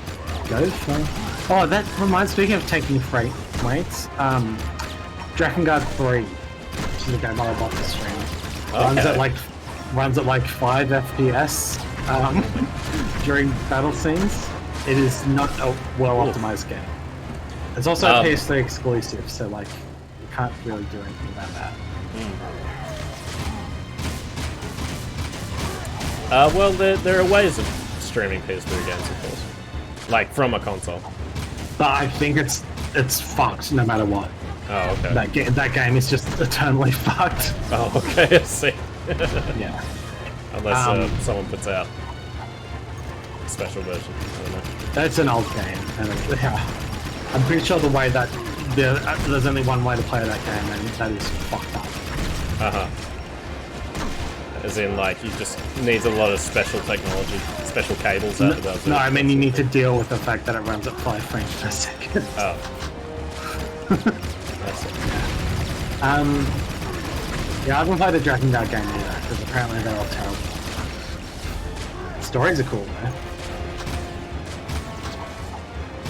Eating babies, all that good stuff. This car is helpfully driving in a circle. Yeah, he's chucking dollies around you. Yeah.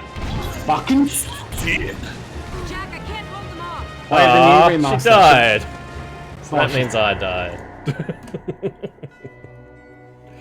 Should we stream the non-remastered Nier? Because I have a copy of it. I don't know. That's yeah, I played a little bit of the new one. I keep saying my brain's saying Replicant. Automata, yeah. I played a little bit of Automata. Enough to be like, well, that's weird. But I wasn't like so enamored with the gameplay that I wanted to keep going necessarily. Yeah. Well, good style though. Alright, this time I'm gonna stay close to Ashelin and make sure she does not die. Because I think they're remastering the other version, so if you're not aware, there's two versions. Yeah. You're aware? Yeah. What the Xbox? I'm aware of the whole story with Nier. I just I'm going to. I'll repeat it for the stream's sake. Do. There's on the Xbox 360 version you play as Nier, who is a father character. On the PS3 version you play as Nier, who is a brother character. Right, but isn't there a Japan-only campaign in one of them? Yeah, yes, and that was the PS3. Oh, right. PS3 is also... So you could only play the Xbox 360 version in the US. Yeah. Gotcha. So one previous, so they remastered the other version. I know they differed by region, I didn't realise they differed by platform too. Yeah, which is a lot. But that's what Yoko Taro is working on now, more or less, is this replicant version that supposedly presents that story the way he wanted. Right? And better 14 rates, apparently. Oh, yeah. Which I really need to play. Okay, one guy left. Keep doing circles for me, please. Oh! Oi! Get over here. Kited her away from Ashelin, which seems to be the main thing here. Oh, yeah. Oh shit, there's more! Yep, okay. But we only needed to kill one more. She's fine. Yeah, but she's fine. Alright, sick. Yeah, we're fine now. That's cool. Oh, don't bug out on me, come on. There we go. Oh my god, oh, thank It's fine, fuck. it's fine. I wanted to give you this. Jack, your friends need you. I need you. But we're stuck in the desert. Out, remember? They can rot for all I care. But what about your... Get it! Just leave. I have new friends now. Who? So the hero I Name knew them. in the desert. Or was it long before that? Don't you remember who you are? I'm through saving the world.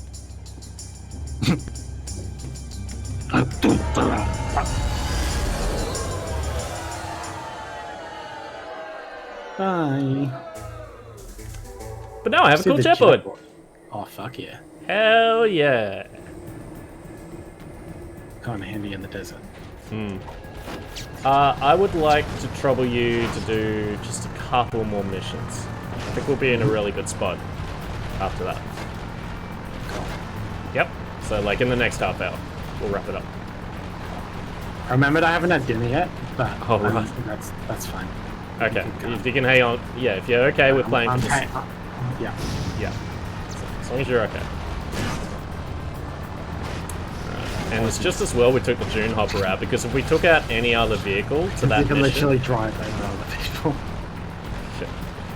If we had taken any other vehicle out to that last mission where we're defending Ashelin, we would have had to go all the way back to the city, get this vehicle, and go back out again. Because that's the only way we can access this next mission. Oh. Yeah, it's fucked up. That is But fun. another reason to just use the Dune Hopper every time. I can't believe how different this is from the first game.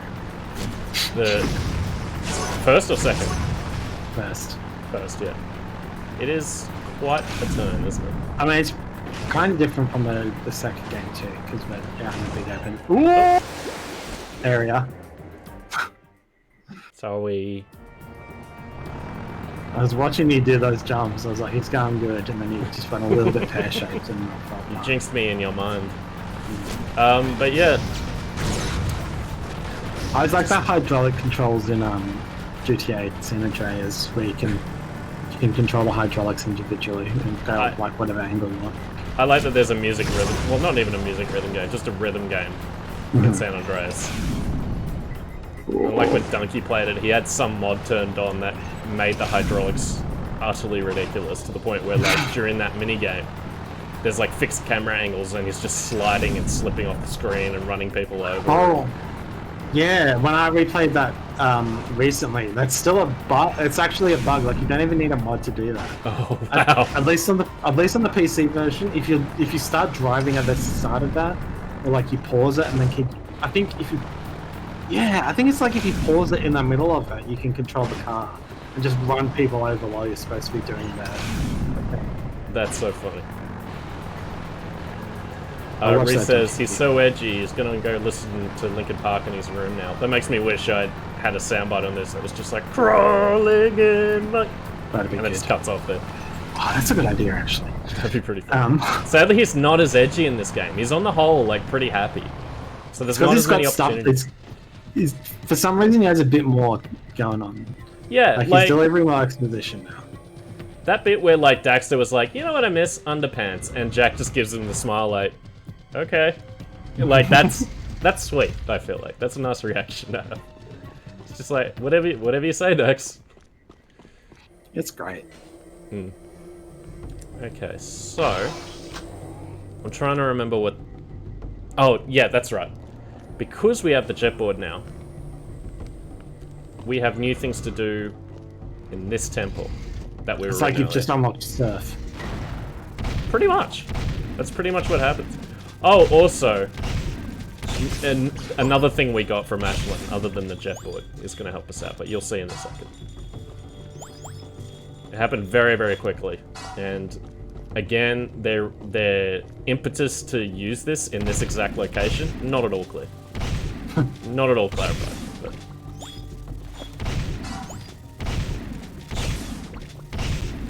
Metalheads are back, baby.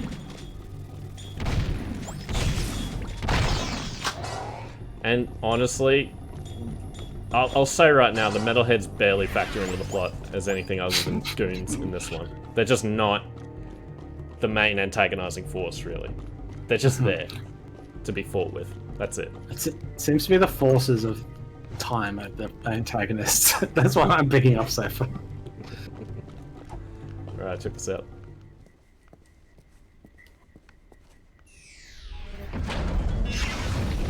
Now we're getting somewhere.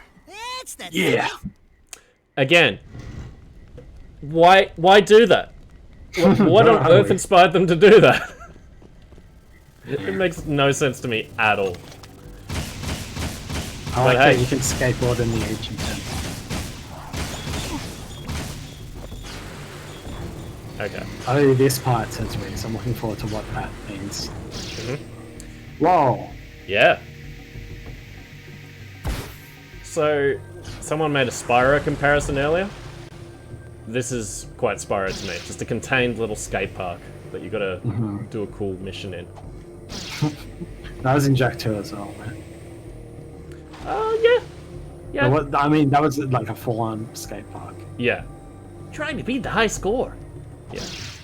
There's one in, do you ever play Bully / Canis Canem Edit? A fair bit of it. I don't remember what the skateboarding was like, though. I mean,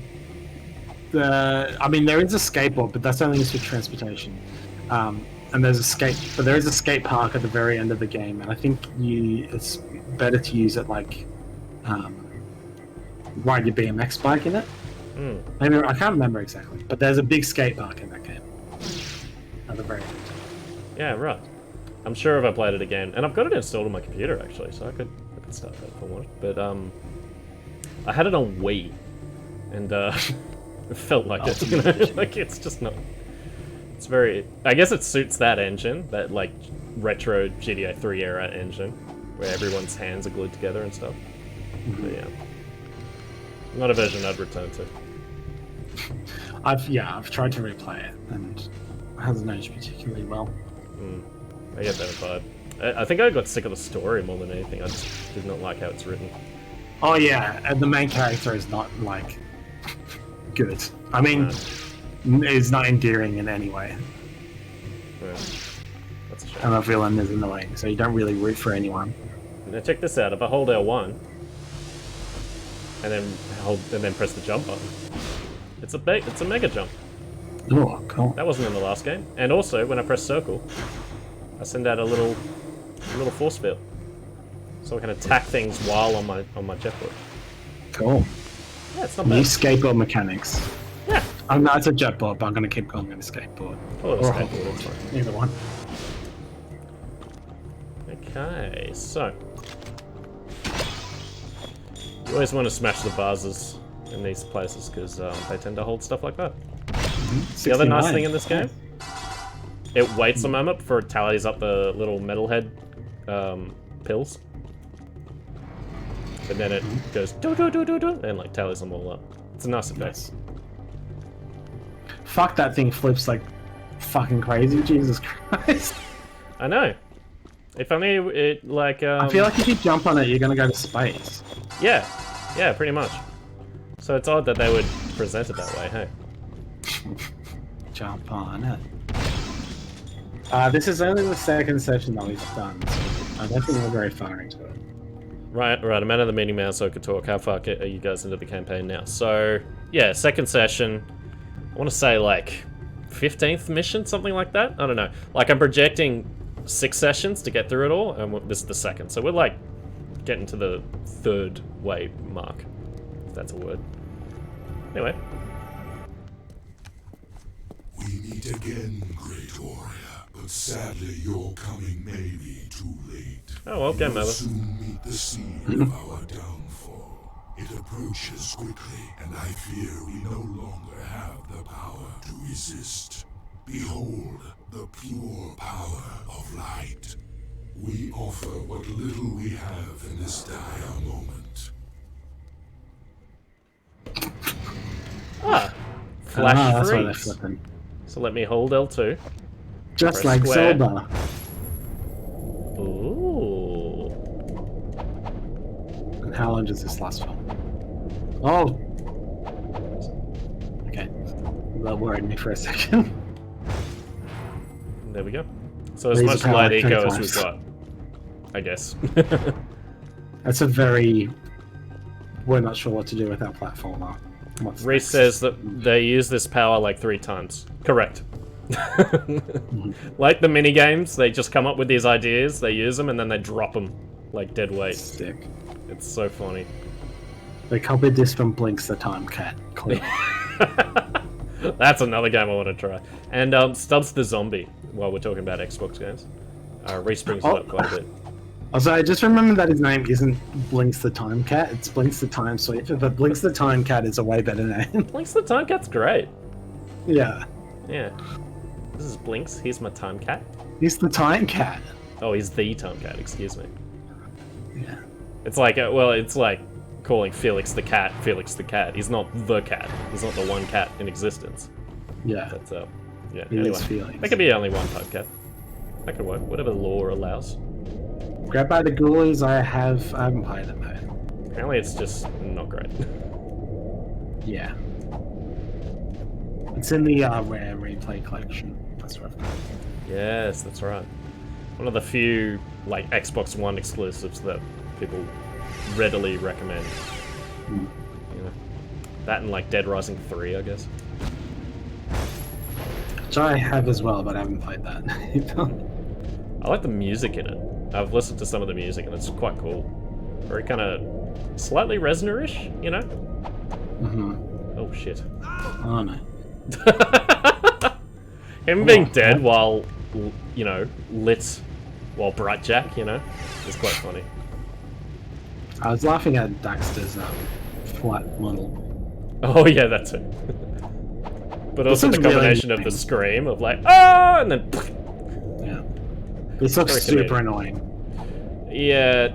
Oh, Sunset Overdrive. Yeah, I played heaps of that game. But the writing is bad. Reese is entirely correct in that assessment. It's cool to jump around in if you like open world games. It's absolutely worth a try. But and it's on Steam, so it's easy enough to get. But yeah, it's Insomniac trying to be meta, and it sucks. The story is just bad. It's not like it's like edgy, but it's like that's not that override. It's not brooding edgy. It's like it's like a shit Deadpool. It's the bad, you know. Yes, that's the perfect energy to invoke. Yeah, Deadpool energy. It's Deadpool energy for sure. Oh, now for all the Amy Hennig comparisons you've made, this is when you absolutely want to make one.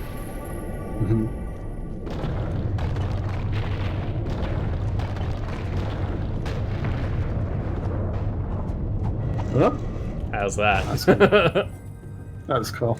It was cool. It's neat. Okay, just checking my schedule. Oh yeah. Okay, cool. There's one more, literally one more sequence I want to knock over tonight, and then we're on track as far as I'm, in my opinion.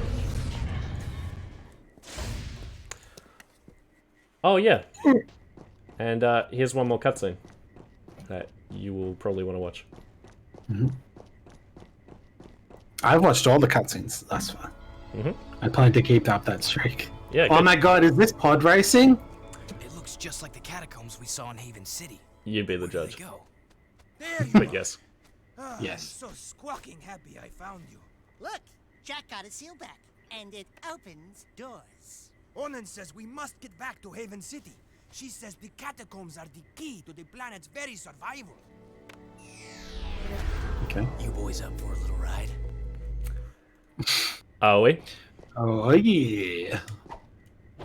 Pod race. Now Pod this racing. is pod racing. Oh. Mission failed. No, I forgot. There's a anytime there's a red platform, we gotta like. Oh, okay. R1 is the shoot button, so that's handy for when there's obstacles. But anytime there's like a red ramp, that's like just before a bottomless pit, so we've got to avoid driving into that. Case in point. These are like that. Yeah, it's like the hover car from the start of Attack on the Clones. It is. It's the one that, you know, Ewan McGregor's doing that in. Yes. Where he tells Anakin to be careful and to use his head, and then he jumps out of a window.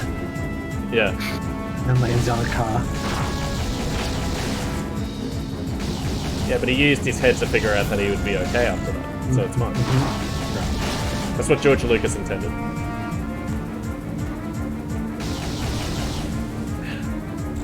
Yeah, like, once you know the trick with those red arrows, like when you know that that means don't drive here because there's a bottomless pit afterwards, this sequence becomes much easier. If you don't know that, and the game doesn't tell you, it is frustrating as hell. The frame rate's dying, so I've been trying to interpret what's going on the screen. Yeah. Oh, there we go. Promise, but your bravery will not protect you from the foes you must soon face. Use this light power to help in your quest. I'll just give him another one. It is what little we have left to offer. So now I've You got sound a like green for a sec. now I've got a shield. Cool. How essential is it? From memory, not hugely, but anyway, we'll see. I guess we'll follow Pekka this way. Follow Dick Joke. Mm-hmm.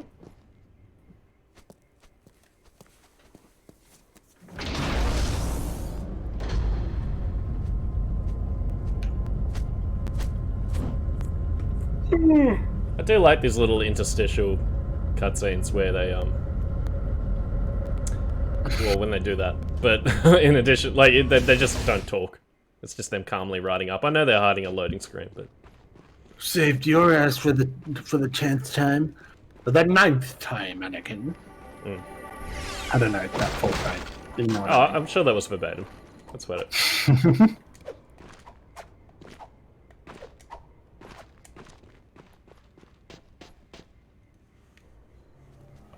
It looks like some kind of old eco mine. When Mar built Haven City, he must have carved out these old caves to get at the eco power. Sheesh, that Mar guy must have never slept much. I'm going ahead to tell Onan we're back. Watch your tail feathers, Jak. This is a spooky place. And that is where we're going to leave it. Hey. We are here in an old eco mine. And that appears to be the wall around Haven City, I guess? I don't think I've noticed that before. But, it's a cool little area. A lot of cool stuff in it. And we're going to explore it next time. Oh. Any final thoughts, Bryn? No, I'm looking forward to the next quiz, though, because that was fun. So Joe just says, oh, but this bit's good. I agree. It's quite fun. There's a lot of straight-up platforming, which I'm a big fan of. But yeah, you'll just have to tune in next week. It's just how it goes. I am going to open Twitch and see if anyone is streaming something that our lovely viewers might be interested in. It's going to take a lot, but I forgot I didn't need to cook dinner, so it's not going to happen. I would go cook dinner. Yeah, you've been bouldering today. You need to regain your strength. Alright, mate. Pearly is streaming right now. Go check out Pearly. He's just chatting right now, but I'm sure he's got something fun planned. So, if I could just type raid Pearly 27. Ah, is it working? Yeah, he yes. mentioned he made a PowerPoint. I'm gonna go tune in. Oh, okay. He made a PowerPoint. Yeah. Oh, wow. X and Y. Nice one. I love PowerPoints. Thank you for tuning in. Tune in tomorrow as well. We're going to watch Yu-Gi-Oh! And laugh about it. And I'm going to play Pokemon. Yeah, and if you're here during the daytime, Brandon's going to play Pokemon Platinum Nuzlocke. He's doing alright. Yeah. He's getting on. He's gonna be awesome. He's gonna have a win. new friend to debut. Yes, that's the other thing. Check out his new friend. Tune in tomorrow. Alright, thanks for tuning in. Bye-bye. Bye. I'm so hungry.